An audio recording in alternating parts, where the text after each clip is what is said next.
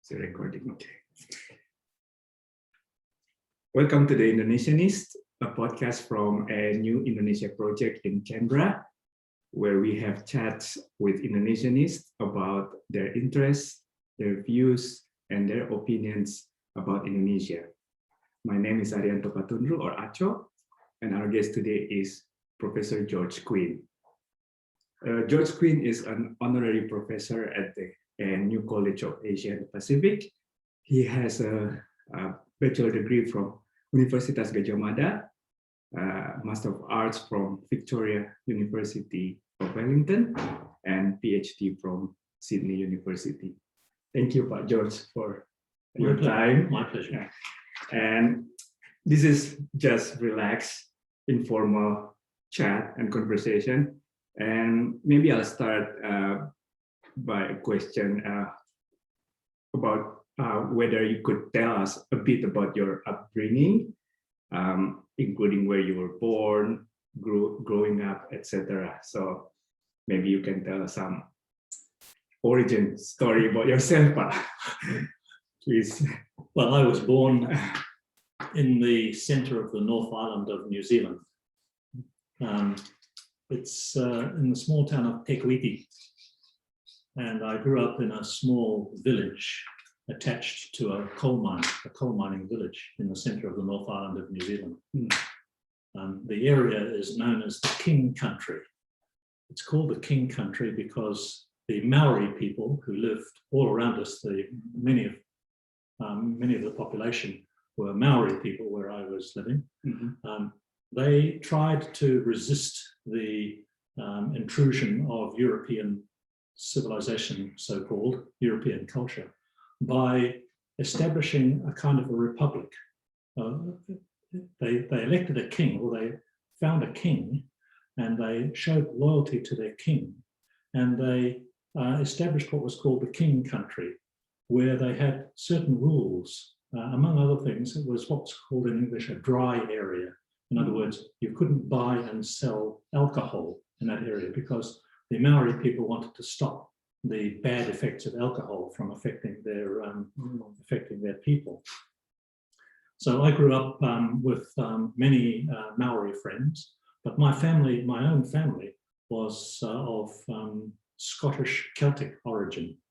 So my grandparents were both from Scotland, and they taught us a lot of elements of Scottish Celtic culture. So, for example, my grandfather taught me, my grandfather on my father's side taught me, and my brothers, they taught me Scottish songs and Scottish poetry, for example, which I still remember. O borns by the Inglesits, and we're a loafer face of bush. But what is with this nation prick? She takes her grandiation. That, believe it or not, is English. But it's English, Scottish dialect of English. And that's what my grandfather taught me. But my own father, he was born in Canada and grew up in British Columbia in Canada before moving to New Zealand. So in my background, I have Scottish-Irish heritage. I have the influence of Maori culture where I grew up, and also my father's strong interest in North American culture, So I have those elements in my background, which is a little bit different from the mainstream of New Zealand, which is very much oriented towards English culture, and rather kind of provincial orientation towards English culture. So my background is a little different from that. And my father, being a mining engineer, he liked to go out into the countryside around where we live and look at the stones and rocks. He was sort of an amateur geologist. And one day he took me out into the countryside, into the hills around the little village where I lived. Bennydale was the name of the village. And I remember he had a hammer and he found some rocks, and he hit the rocks with a hammer and broke off a piece of rock. And in the piece of rock, there was a fossil seashell, this is right in the center of the North Island of New Zealand and 500 meters above sea level. So I still remember this vividly. Because how old were you again? We've been about 8 or 9 or 10 years old. And I still remember this visit vividly because it reminds us that once New Zealand was at the bottom of the sea. Right. And this is interesting because the Maori people of New Zealand have a kind of a myth of origin. Their culture hero is called Maui. Oh. And according to the myth of origin, the culture hero of the Maori people, Maui, went fishing and he caught a huge fish and raised it to the surface. And that is the North Island of New Zealand. And even today, the North Island of New Zealand is called Te Ika a Maui in the Maori language. Hear that word Ika. That's Maori is related to Indonesian. So in Indonesian, you have the word ikan. Yes. And you have the Maori word for fish is ika. Oh, And the North Island of New very Zealand interesting. is Te Ika a Maui, Maui's fish. Oh. So geology and myth sort of came together. And I still remember that from my childhood in New Zealand. Oh, very nice. And how did you get interested in Indonesia? Well, that is a sort of an accident, really. See, when I grew up, I sort of resisted the notion of falling in with mainstream English culture, which is quite dominant in New Zealand. So with this kind of background I had, I was interested in other cultures, Right. and became interested in Asian cultures and religions. So when I finished studying at Victoria University of Wellington in New Zealand in 1965, it was, the students decided to have a study tour to China. And I thought, well, I've never been overseas. And New Zealand is such a remote place that everyone wants to go overseas to see the real world outside remote New Zealand. So I joined this study tour to China. But in the middle of 1965, the study tour was cancelled because of the disruption in China caused by the Cultural Revolution in China. Of course. So they switched the study tour. They said, well, we won't go to China. We'll go to Indonesia instead. I thought, Indonesia? I knew nothing at all about Indonesia. Well, let's go.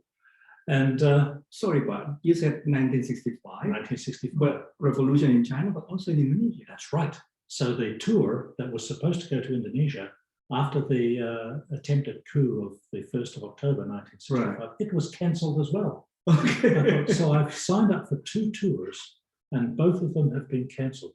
But both revolutions. That's right. I thought, I don't accept this. I'm going to go to Indonesia anyway. Right. So by myself. And I did that. I got on a plane at the end of 1965 and went to Singapore, and then flew on the 4th of January 1966. Right. I landed in Jakarta. Wow. And on my own, I knew nothing about Indonesia. I didn't really speak the language at all. That was the beginning of the story. Right.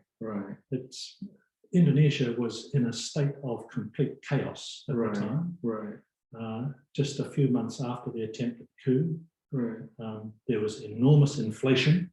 I can remember on the second day I was in Jakarta. We landed, by the way, at Kemayoran Airport, which has now disappeared. It's now a housing area. So I went by Oplet, from Kramat Raya to Jatinegara. And to get on the Oplet, you had to pay with a big handfuls of cash. Inflation was running at about 500% a year. Enormous inflation, quite extraordinary. So you had to pay with big handfuls of banknotes. And I remember getting on the Oplet, and I handed over my fare to the conductor, the Karnet, on the Oplet. And when we reached Jatinegara, he put all the banknotes inside his shirt. There were so many. when we reached Jatinegara, his shirt was like this. He Okay. was doubled in size Right. because of the banknotes inside his shirt. Wow. That was how much inflation there was Of course. in Indonesia at the time. Wow. Wow. So the situation was very chaotic. I had some friends Right. that I'd met in New Zealand Right. who were studying English in New Zealand. Right. So I hooked up with those friends, and they took part in the demonstrations against President Sukarno. Right. He was still in office at the time, President Sukarno. Yeah. And I had friends among them. You may know Arif Rahman, who became an English teacher on television Yes. in Indonesia. Yeah. And he also he hosted a kind of early morning religious program on television in Indonesia for some years called Hikmah Fajar. Okay. At TVRI. Yeah, that's right. Yes, Okay. yes. RTTI. So it was on the private channel, not the state channel. Okay, so later on. Yeah. Okay. RTTI, if Right. I remember right. Right. So if Pak Arif, if you're watching, greetings from me from Australia. I hope you still remember me from back in 1966. Wow. Yeah. But you said, I read somewhere that actually your university-wise or academic connection, your first interaction was with Satya Wacana. Yes, that's right. Yes. After I visited Indonesia in 1966, I went back to New Zealand. Right. And I contacted an organization in New Zealand called Volunteer Service Abroad, a kind of Peace Corps organization. And the Peace Corps, the Volunteer Service Abroad, had some projects in Indonesia. And so I said, I'd like to go to Indonesia as a volunteer service teacher. Okay. And they said, well, we have a number of places you can go to. One of them was Satya Wacana University in Salatiga in Central Java. And because I liked the idea of a small town, cool air.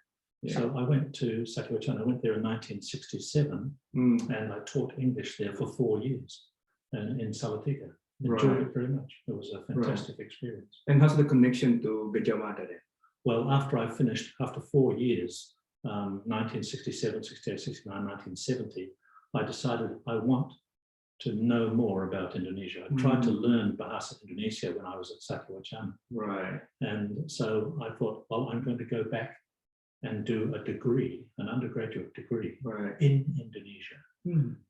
Because the fashion for foreigners at the time was, if you want to do a study Indonesia, you go to the Netherlands, you go to Netherlands, or you go to University of Hawaii. Or something like that. I said, no, that's not for me. I want to study about Indonesia in Indonesia itself. Was there any other foreigners at that time studying there, or only you? I was the only European foreigner, yes, at Gajah Mada, but there were some other foreigners, but their nasib, their fate was rather strange. When I went to Gajah Mada in 1967, I met with the Rektor and with the office which deals with registrations. And they said, well, sure, you can be a student at Gajah Mada, but we've just introduced special fees for foreigners, special fees for foreigners.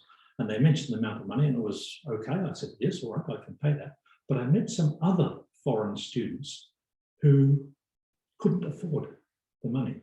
There was 2 students from Iran at Gajah Mada at the time, and another 2 students from the Patani region of southern Thailand. And they had to leave Gajah Mada because they couldn't afford to pay the new special fees for foreigners. I could. I had no problem. And I made money while I was there by teaching private lessons in English. So I had no particular financial problems, but some other foreign students did. But I finished what was called at the time Sarjana Muda, S1. I finished Sarjana Muda in 3 years. And I think I'm the first Australian or New Zealander ever to finish a degree at an Indonesian university, and possibly the first European foreigner, I don't know, ever to do that anywhere in Indonesia, maybe. So it was, for me, it was a very difficult thing to do because I had to study, really opened my mind. I had to study in a foreign language, which is an unusual thing for English native speakers to do. for you, it's normal. You have to learn a whole lot of things in a foreign language, in English or something. Right. But for me, this is the. How long did it take you back to really, Well, I started learning Indonesian when I first arrived in the country. Right. And after 4 years at Satya-Wacana, I then went to Gajah Mada University. I thought, well, my Indonesian is good enough. I'll sit down and follow lectures, and join in discussions and so on and so forth. No problem. But it was very, very difficult for the first 6 months or 1 year that I was there. I really struggled because the use of the language by the lecturers was much more sophisticated than I was used to. Okay. And I had to write essays and talk in class and so on. And that I found very, very demanding. But after 3 years, it was more or less okay. And I wrote, would you believe, I wrote a skripsi in Bahasa Indonesia. Wow. For Gajah Mada. What was your skripsi about? It was about an aspect of linguistics, Indonesian grammar. Yeah. The subject, verb, object order in Indonesian syntax. Oh, wow. And speaking of languages, I also understand that you speak Javanese very fluently. But can you tell us a story about that? Well, when I was in Salatiga, I was busy trying to learn Indonesian because very few foreigners were there at the time. So I had no choice. I had no choice. And Indonesia was just emerging from a period of isolation. Right.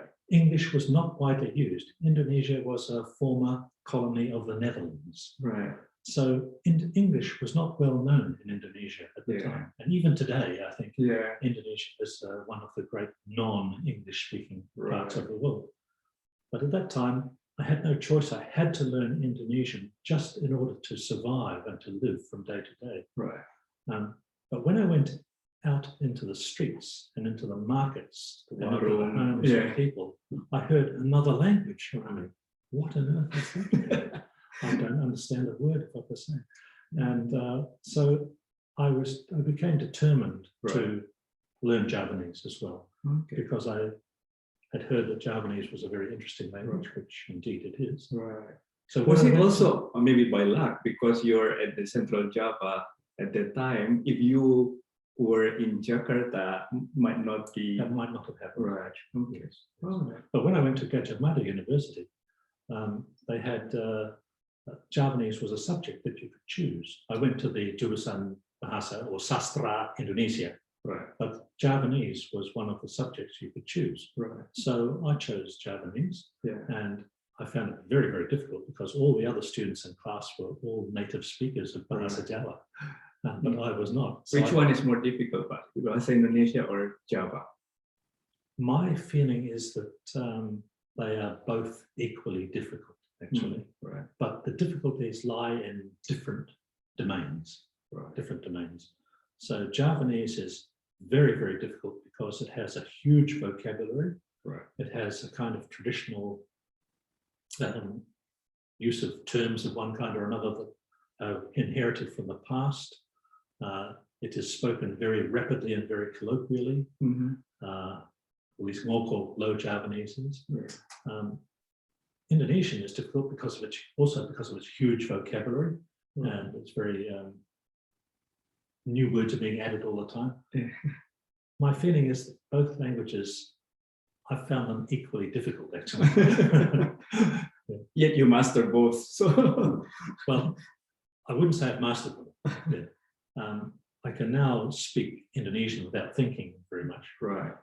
Javanese is somewhat more difficult to do that because as a foreigner, you are addressed initially anyway in High Javanese. Right.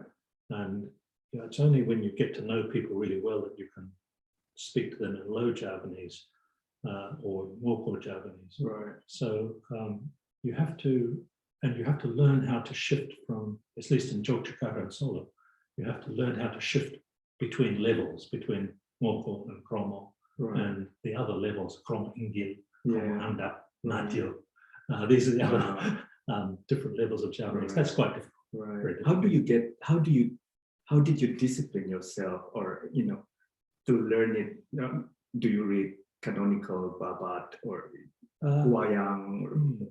Not really. When I was in Yogyakarta, a student at Gajah Mada University, I went every week to the loak buku, the second-hand bookshops and stalls, looking for material in Javanese. And I found these little pocket books.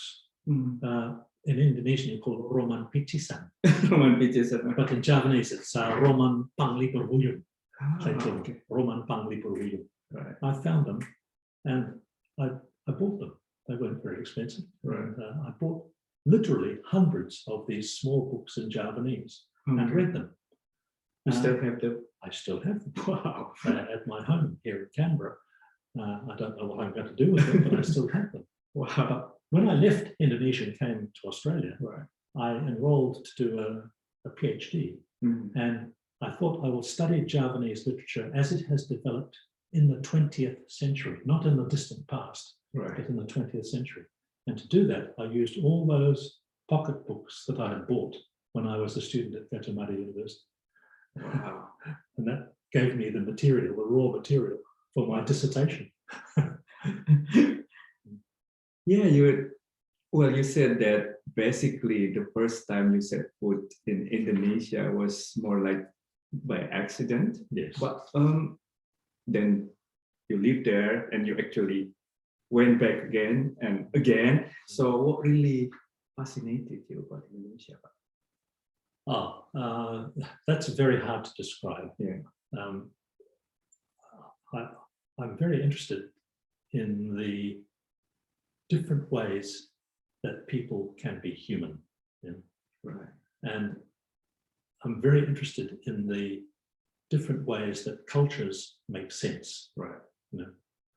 So when you go to Indonesia, at first it looks very strange.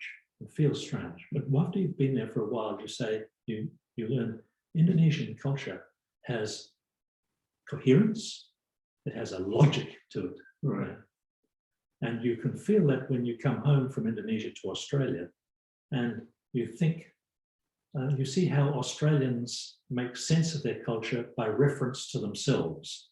So a culture makes sense to itself in a circular fashion. Navel gazing, we say in English. You make sense of a culture by reference to that culture. Right. And you can only really sense that and get a good impression of that when you go and try and settle into a different culture and see how different Indonesian culture is. So I can remember all sorts of instances where I was surprised and even shocked at certain features of Indonesian culture, Right. but which I learned make perfect sense within the context of the coherence of Indonesian culture. Like, for example, when I first went to Indonesia, I was very surprised and very intrigued to see how Indonesian people bring up their children, because the style of child rearing in Indonesia is quite a lot different from what we're used to what I was used to in New Zealand. Can you elaborate? Well, for example, take for example eating, small children. Right. In our culture, New Zealand culture, what I was used to is that a baby is put in a chair at the table, what's called a high chair usually. You know, I've seen it. Right. High chair, locked into it, and must have the food in front of the child, and they have to eat the food together with the other members of the family around the table. Right. Well, when I went into Javanese houses, I saw that small children, didn't eat together with the family. They were followed around by the mother or by the servant with a plate. Yeah. And when the child stopped, then some food was stuffed into its mouth. Disuapin. That's right. That's right.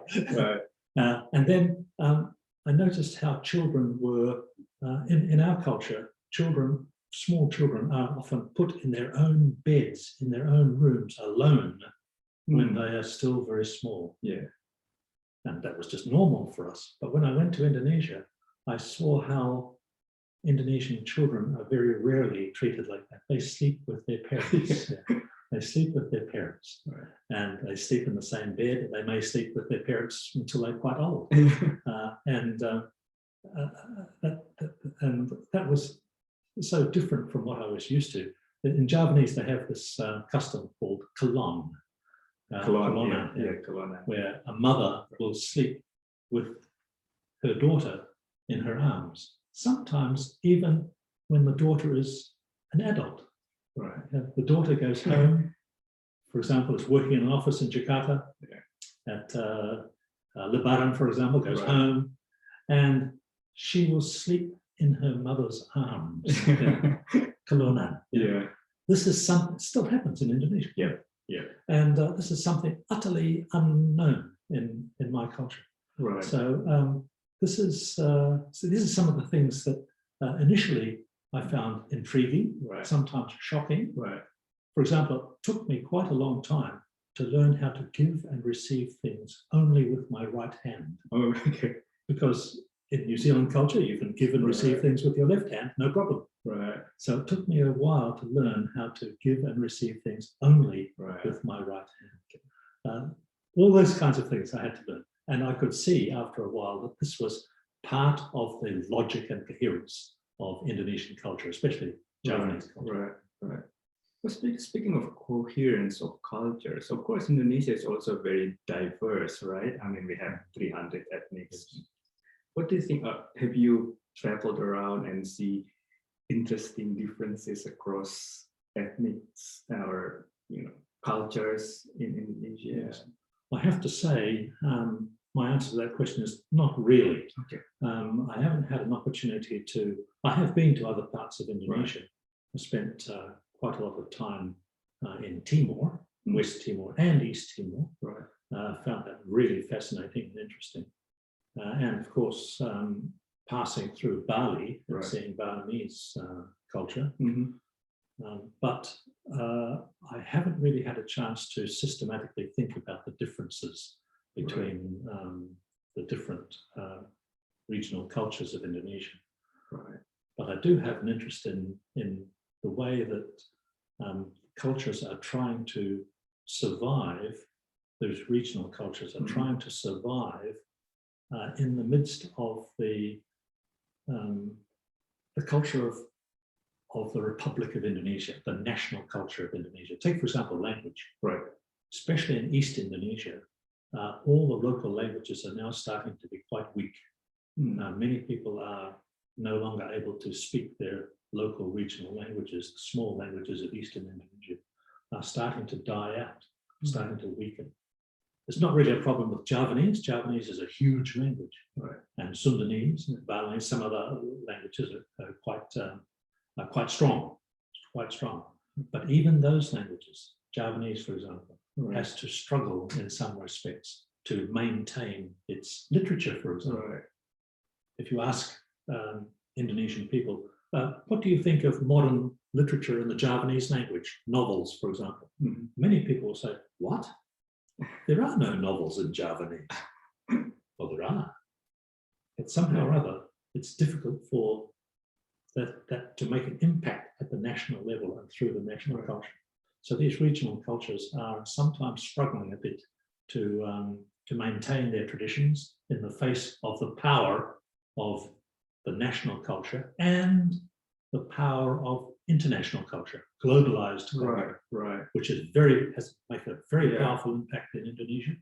And so if some of the regional cultures weaken and some of those regional languages die out, it may be a sign that sometime in the future, Bahasa Indonesia itself will die out under the influence of foreign global culture.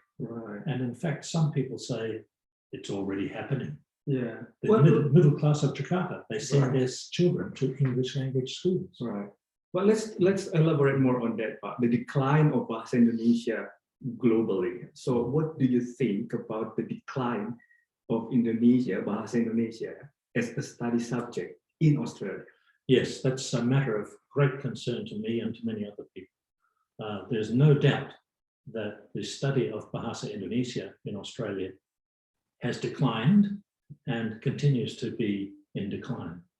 And what are the reasons for it? Usually people say, well, the reasons are that Indonesia has a bad image in the Australian mass media, for example, because of the actions of the Indonesian army in East Timor, for example, and various other things, or because of the Bali bombings, where 80 Australians were killed in an incident in Indonesia.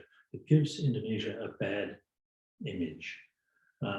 It's also possibly because the government, because of the 9/11 attacks, there is a kind of now a widespread prejudice against Islam.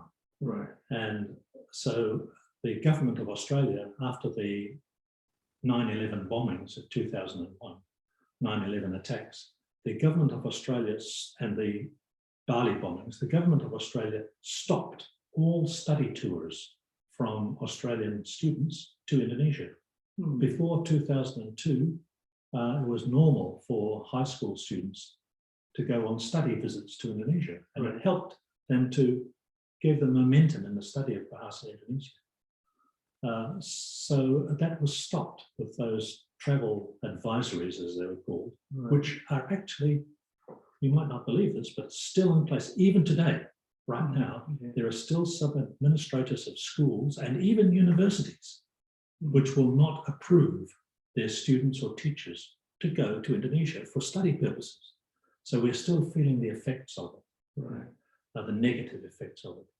And there are all sorts of other factors involved as well, but in my opinion, they are not really major factors. The major factor why Bahasa Indonesia is in decline is because of global English. Global English. In Indonesia, for the last 20 years, and even before that, there's a kind of a national movement to learn English. Right. Everyone wants to learn English. If you're a foreigner, you go to Indonesia, everyone wants to practice their English with you. Yeah. Can I practice my English, sir, with you? The consequence of that is the message comes through to our students here in Australia. They say, why should I spend years in the difficult and arduous study of a foreign language, Bahasa Indonesia, when everyone in Indonesia wants to speak to me in English? Why? So that not only affects the study of Bahasa Indonesia, but also other foreign languages here in Australia. There's been a general kind of suasana lesu, sort of a malaise, we say in English, to study foreign languages in general. Japanese is still reasonably popular. Chinese, reasonably popular, but there's been a decline in Indonesian, a decline in most of the European languages. Very little interest in studying the languages of mainland Southeast Asia, for example. Vietnamese has virtually disappeared as a language of study, mainly because of the impact of global English. Right. Australians are naturally lazy. They are naturally don't like to learn foreign languages. So they simply don't bother anymore. Okay. Right. That's the main reason. And I don't know, I've discussed this with my colleagues here, how do we get people to study foreign languages, and in particular Bahasa Indonesia? How can we get people to study in the face of this enormous impact of global English? Right. And so far, we don't have an answer. If you have some ideas, please tell me. That's very interesting, but it's a pity that Bahasa Indonesia is in decline. It is. Yes, it is. Yeah.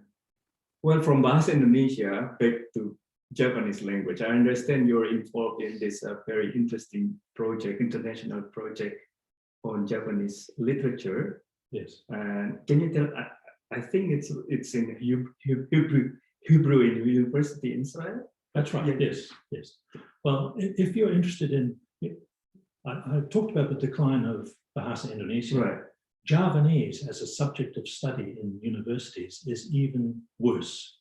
We used to have 4 universities in Australia that taught Bahasa Jawa.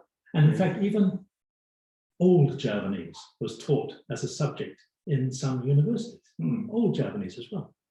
That has now disappeared completely. The last Javanese undergraduate program we had here in Australia was here at the ANU. Right. I taught it myself. Right. When I retired, it was chopped. Okay. And that has happened not just in Australia, but all over the world. So outside Indonesia, there are now, as far as I know, there are no undergraduate programs in Bahasa Java in any university across the world. Right. There are some special short intensive programs, but no regular undergraduate programs anywhere. In Indonesia, of course, you still have Javanese taught in Gajah Mada University, in University of Indonesia, the State University of Semarang, and Surabaya, and Jogja. Javanese is still taught there, but outside Indonesia, no. So for people who are interested in Javanese, like me, we have to grab every opportunity we can to study Javanese and to get to know more about Javanese. And we do that by going to some of these foreign places where they have Javanese research projects, not really the teaching of Javanese as a subject, but research projects. And there are 2 centers across the world where research in Javanese literature is being funded. Not in Indonesia, no, but at the Tokyo University of Foreign Studies. Yeah, I've been there for a Javanese project, and at the Hebrew University of Jerusalem in Israel. Wow. And the reason why they have it at the Hebrew University of Jerusalem is that the professor there, who's the head of this project, is Professor Ronit Ricci, and she is from the ANU here. Yeah. She's a part-time associate professor here at the ANU. Right. And she managed to find some funding for a Javanese literature project to be set up in the Israel Institute for Advanced Studies, which is part of the Hebrew University of Jerusalem. And her ambition is to try and teach Israelis that there is another kind of Islam apart from the Islam in the countries around them. Right. Indonesia is the biggest Islamic country in the world. Right. And she wanted to try to teach Israelis that Islam has another face far away in Southeast Asia. Very interesting. Yeah. So this project was conducted at the Hebrew University of Jerusalem, and it brought together researchers in Javanese from all over the world, all over the world, from the United States, from the United Kingdom, Netherlands, Germany, Japan, and Australia. And it was very, very successful, very good indeed. Right. We even had, would you believe, a wayang performance at the Hebrew University of Jerusalem. Yeah, it was quite well attended. Okay. And interestingly, we had some people taking part in the project from Indonesia. Now, as you know, Indonesia and Israel do not have diplomatic relations. No. Yeah. But I was in the old city of Jerusalem one day, and I saw this group of people who looked to me like Indonesians. They looked like Indonesians. So I heard, oh yes, Bahasa Indonesia. So I got into conversation with them. Right. And in fact, that happened twice in the old city. One was a group of Christian Indonesians from East Indonesia. They were going to the holy places of Christian religion. But the other one was a group of Muslim pilgrims from Jakarta, and they had just been to the Aqsa Mosque to do their Salat prayer. And then after doing their prayers at the Aqsa Mosque, they went into the old city to do some shopping. Yeah. Right. Now, one day, this is also interesting, one day I went into the occupied West Bank, which is a terrible situation. It's a real,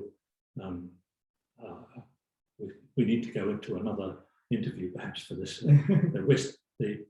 The situation of the Palestinians in the West Bank is just plain terrible. And I went to Hebron, and went into the Ibrahimi Mosque in Hebron. And there was a party of about 40 pilgrims from Palembang in Indonesia. They're in Hebron, in the occupied West Bank. They had come to visit the tomb of the patriarchs, the tomb of Ibrahim and the other patriarchs. And I got into conversation with them. They were from Palembang. I was interested to learn that at the moment, before the COVID pandemic, around 40,000 Indonesians visit Israel every year. 40,000. About 40,000. Of those, at the moment, about half, or a bit more than half, I think there's 60% are Christians from Indonesia. The other 40% are Muslims. But according to the researcher who did this research into Indonesians who are visiting Israel, the percentage of Muslim pilgrims going to Israel is increasing. They go there to go to the Haram al-Sharif and the Aqsa Mosque and do their prayers there, and to go to the other holy places in Israel and in the occupied West Bank. So it's really a very, very interesting experience. It's quite complicated, quite complex. Even now, 2 years after I went there, I still have trouble getting my head around the contradictions of Israel and the Palestinian territories. Very interesting. But the important thing to remember is that we had a Javanese project there, Javanese literature project, and it is still continuing. Actually, I was there for 4 months. So there are actually Japanese-speaking Israelis now. No, not yet. But there are Indonesian-speaking Israelis. They're learning Bahasa Indonesia. There are the head of our project, Professor Ricci. Yes, she is a Javanese-speaking Israeli, but she would be one of the very few, I think. But there are one or two who are speaking Indonesian speakers. A good friend of mine, a Jewish friend, his name is Giora Eliras. He came here to the ANU to study Bahasa Indonesia. And then he went back to Israel. And he now advises, when he can, he writes in the newspapers and he advises on Indonesia for the Israeli mass media. Wow, interesting. So the situation in Israel is very, very complex. We need another interview to go into it. Speaking of interest, I read about you that you have this very interesting hobby to see mosques, sacred places, tombs, graves. So, and you just published a novel, actually, Bandit Saints of Java, which is already translated into Bahasa Indonesia. Can you tell us about that? Yes, certainly. It's not a novel. It's, in my opinion, it's a scholarly study. It reads like a novel. It's very interesting. There was a reason for that. But when I was studying Javanese literature in Indonesia, I tried to follow the sources of the characters and the themes and the structures of the stories that were being told. And I found that many stories in Javanese culture and in Javanese literature are transmitted turun-temurun by way of sacred sites, from tombs and the stories that go along with tombs, and the saints or wali who are associated with the sacred places of Java. So I thought, well, I'll follow up these stories and I'll go to some of these tombs and listen to stories about Sunan Kalijogo and Sunan Bonang and Sunan Bayat and so on, all the other wali of Java. So I went to the tombs and I was instantly captivated, is the word, by the culture of ziarah lokal in Java. There are many, many sacred places and sacred tombs in Java. And as I report in my book, Bandit Saints of Java, the number of Javanese people who are doing ziarah lokal is going up like that. It's extraordinary. Even today. In fact, especially today. And in my book, I give some reasons why that has happened in the last chapter of the book. But I found it a very, very interesting thing to do. You meet ordinary people doing their ordinary devotions, Muslims. Right. There are Catholic places as well, but I didn't really go into those so much. I went to Muslim places. And I learned their stories and I learned about their background. And I found it was a rather emotional and deeply felt experience. Right? So when I came to write my book about this, I thought to myself, I'm not going to write a dry, scholarly study. No. Why? Because the people who do this, ziarah, they feel it deeply. It's an emotional experience for them, sometimes funny, so on. So if I want to report on that in a scholarly way, I also have to tell stories and be emotional and be funny. Right. Because if I don't, it's not really a good report. Mm-hmm. It's not really good scholarship. It's not good scholarship if it's too dry. Yeah. You know what I mean? Yeah. So I wrote this study in which I try to report on ziarah and the role of the wali and sacred places in a very subjective way, because that's the way the people of Java relate to these places in a very personal way. Yeah. In my opinion, it is responsible scholarship. Right. But some people say, oh, that's just a novel. But I think you achieved that objectives, because I think now the book is really widely read in Indonesia, and especially because now it has a translation. Yes, also. that's right. Yes, yeah, yes. I think it's been the English version sold well in Indonesia, much better than I expected. The Indonesian translation has now been circulating. It was released in March, so it's now been circulating for 2 or 3 or 4 months. Right. And it appears to be selling very well. And I've certainly got a lot of interesting feedback from readers in Indonesia. Right. Were there any particular challenges of translating it? Quite a few, actually, quite a few.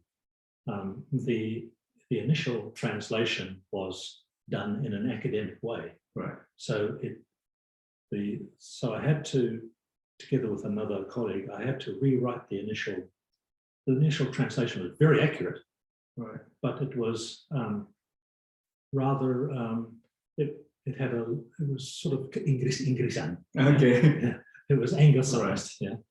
Right. So we had to try and rewrite it in a fashion that was more communicative. Right. In terms of the average, ordinary, educated reader, which we succeeded in doing.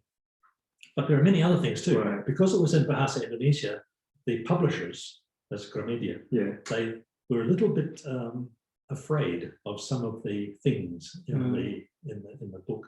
They said, we don't want to provoke some of the conservative Muslims in Indonesia, some of the Salafi Muslims, for example. We don't want to provoke them and make them angry. Okay. So one of the chapters, for example, the chapter about Sunan Panggung, the chapter is titled in English, Dogs in the Mosque. And then the subtitle is Sunan Panggung and Islamic Atheism. Islamic atheism. That's right. So the editors at Gramedia said, no, you can't say that. So the translation is Anjing Masuk Masjid, and then Sunan Panggung dan Ateisme. Okay. The word Islamic atheism was left out. Yeah. And it's not a big change. Right. It's a small change to make sure we don't unnecessarily provoke anger in some portions of the religious community of Indonesia. Right. But there were a few little changes like that that had to be made. Yeah. Well, take the title, for example. It's really interesting that you translate bandit to beranda, not bandit, even though Indonesians know the word bandit also. So who had this decision? That was my decision. Yeah. The reason is that the word bandit in Indonesian is much harsher. It's a harsh word. The word bandit in English has certain romantic overtones. Has certain romantic overtones. So if you're a bandit in English, especially here in Australia. For example, we have Ned Kelly, Yeah. bandits, that we love them here in Australia. They're romantic figures. Right. But when you say bandit in Bahasa Indonesia, kerasakan. Yeah. And so I had to choose another word. Yeah. Not so harsh. Right. So I chose, there were several options. We could have said wali nyentrik, or wali aneh, or wali nyeleneh, Yeah. or but I chose wali berandal because some of the wali, at least the most popular of the walis in Indonesia, Sunan Kalijogo, when he was young, he actually called himself Branda. Yes, he had the title. When he was young, in his early adulthood, he was known as Branda Lokocilio. That was his name. Okay. He only became Sunan Kalijogo after he was enlightened and became a good enlightened Muslim. But before that, he was a Branda, and he actually acted as a bandit. He stole money from people. He was a highwayman, we say in English. He was a highwayman. He was what Javanese call ketu, or bekal, as the Javanese word. So he gave himself that title, Brandal Lokocilio. And there were other wali who started off not very respectable, not very respectable people. And so I thought that was a good translation. And for the most part, the readers have agreed with me, especially after they hear my explanation. That Brandal is a good translation. Well, it's very interesting. Well, I can't believe we've talked about almost 1 hour, but before closing, I'd like you to reflect or maybe give us some takeaway or maybe a couple of lessons you have learned about Indonesia, or to put it another way, if you want your students to understand about Indonesia, what are 2 or 3 takeaway lessons that you want them to have? This is a very difficult question for me to answer because I still haven't organized my experience of Indonesia really systematically in my own mind. But I think probably for me, the single feature of Indonesia that strikes me and amazes me over the last 50 years since I've been visiting Indonesia is the transformation of the economy of Indonesia. Really extraordinary. I can remember when I first went to Indonesia, I would hail a becak on the side of Jalan Tamrin and go pedaling down Jalan Tamrin in a becak. Jalan Tamrin. Jalan Tamrin, yeah. Past, the only big building there was Sarina department store, nothing else really. I can still remember that from when I first went. Now, of course, Indonesia has been transformed in the most extraordinary way.